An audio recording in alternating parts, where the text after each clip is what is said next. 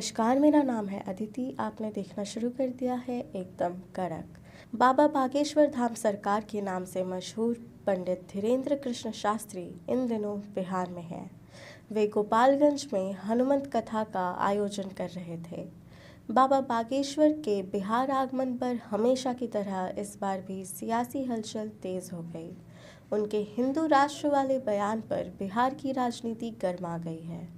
राष्ट्रीय जनता दल और कांग्रेस ने उनके बयानों का कड़ा विरोध किया। यहाँ तक कि कुछ नेताओं ने उन्हें जेल भेजने की मांग तक कर डाली। कथा के अंतिम दिन बाबा बागेश्वर ने अपने विरोधियों को करारा जवाब दिया और हिंदू राष्ट्र को लेकर अपना संकल्प दोहराया। उन्होंने स्पष्ट शब्दों में कहा कि अगर भारत का भी हिंदू राष्ट्र बना तो उसका पहला राज्य बिहार ही होगा। इसके साथ ही उन्होंने देश भर में पदयात्रा निकालने की भी घोषणा की। बाबा बागेश्वर ने कहा कि हिंदू राष्ट्र की संकल्पना को साकार करने के लिए हम जल्द ही देश भर में पदयात्रा शुरू करेंगे। ये यात्रा सबसे पहले उत्तर प्रदेश में निकाली जाएगी और फिर बिहार में होगी। उन्होंने आगे कहा कि ये केवल एक यात्रा नहीं होगी, बल्कि हिंदू समाज को संगठित करने का एक महाअभियान होगा। बाबा धीरेन्द्र शास्त्री ने हिंदू एकता पर जोर देते हुए कहा कि हम पूरी दुनिया में 150 करोड़ हिंदुओं की लड़ाई लड़ रहे हैं, हिंदुओं को जगा रहे हैं। हिंदू जो घट रहा है, जातियों में बंट रहा है, उसे एक कर रहे हैं। हमें अपने धर्म, संस्कृति और अस्तित्व को बचाने के लिए संगठित होना होगा। कथा समाप्त होने से पहले बाबा बागेश्वर ने बिहार की जनता से भावुक अपील की। उन्होंने कहा, बिहार वालों, हम तुम्हारा कर्ज कभी नहीं चुका पाएंगे। हमें यहाँ जो अपार स्नेह और समर्थन मिला है वो हमारे लिए अमूल्य है। हिंदू हो तो हिंदू कहलाने में गर्व महसूस करो।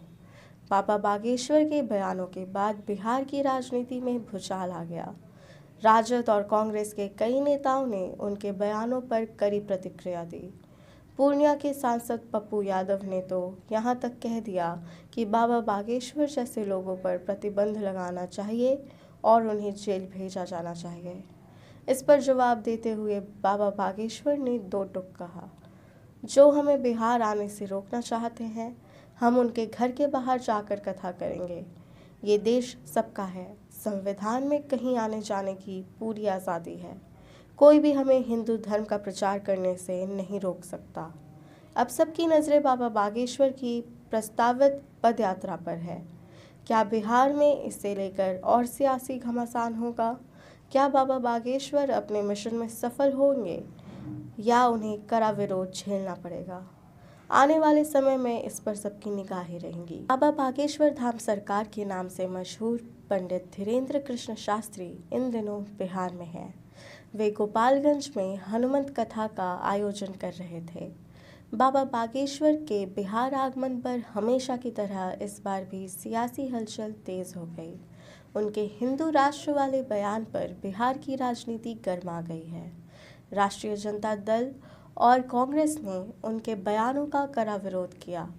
यहाँ तक कि कुछ नेताओं ने उन्हें जेल भेजने की मांग तक कर डाली। कथा के अंतिम दिन बाबा बागेश्वर ने अपने विरोधियों को करारा जवाब दिया और हिंदू राष्ट्र को लेकर अपना संकल्प दोहराया। उन्होंने स्पष्ट शब्दों में कहा कि अगर भारत का भी हिंदू राष्ट्र बना तो उसका पहला राज्य बिहार ही होगा। इसके साथ ही उन्होंने देश भर में पदयात्रा निकालने की भी घोषणा की। बाबा बागेश्वर ने कहा कि हिंदू राष्ट्र की संकल्पना को साकार करने के लिए हम जल्द ही देश भर में पदयात्रा शुरू करेंगे। ये यात्रा सबसे पहले उत्तर प्रदेश में निकाली जाएगी और फिर बिहार में होगी। उन्होंने आगे कहा कि ये केवल एक यात्रा नहीं होगी, बल्कि हिंदू समाज को संगठित करने का एक महाअभियान होगा।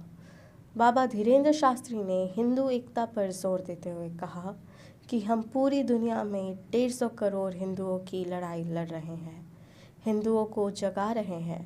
हिंदू जो घट रहा है, जातियों में बंट रहा है, उसे एक कर रहे हैं।